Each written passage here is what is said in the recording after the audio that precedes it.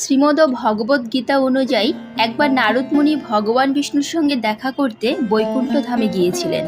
সেখানে গিয়ে নারদ মুনি ভগবান বিষ্ণুকে জিজ্ঞাসা করেছিলেন, মানুষের জীবনে সুখ বা দুঃখের আগমনের ইঙ্গিত কি করে বোঝা যাবে।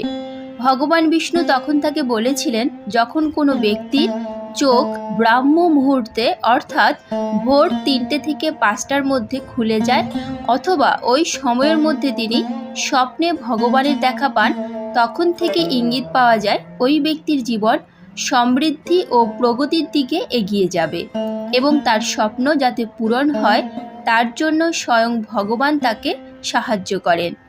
কোনো ব্যক্তি পুজো করার সময় ফুল দিলে যদি সেই ফুলটি মাটিতে পড়ে যায় তখন বুঝতে হবে সেই ব্যক্তিকে ঈশ্বর আশীর্বাদ করছেন এবং তার ভালো সময় আসন্ন।